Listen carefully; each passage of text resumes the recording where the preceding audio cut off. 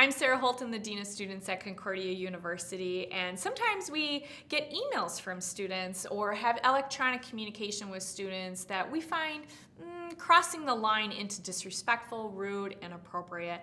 And so Dr. Rachel Pickett of the Psychology Department joins me today. And Rachel, you've got some tips for us on how we might have or respond to a kind of an inappropriate email. Sure. Email is always a tricky mode of communication. So there are a couple of things that have worked for me in the past that might also work for other faculty and staff.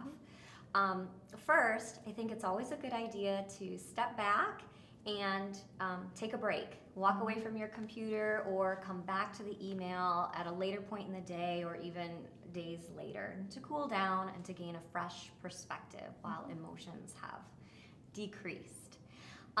In addition, I think that it has been helpful for me to reframe and reflect back the student's content of the email to just ensure that you're understanding where they're coming from or the issue that they're wanting to address or discuss.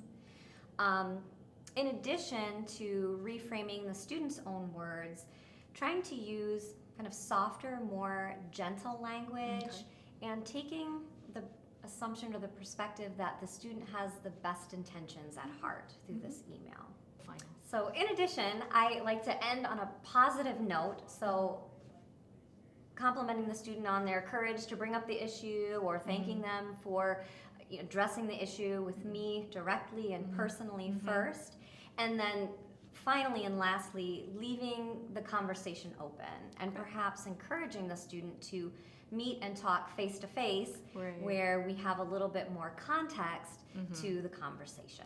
Right, and I have found that too, and even if it's not possible to get together face to face, if you're at a great distance from the student, you can always pick up the phone, and I have also benefited from that. It just seems to end more on a positive note than on an email. All right, well, thanks for sharing those tips. You're welcome.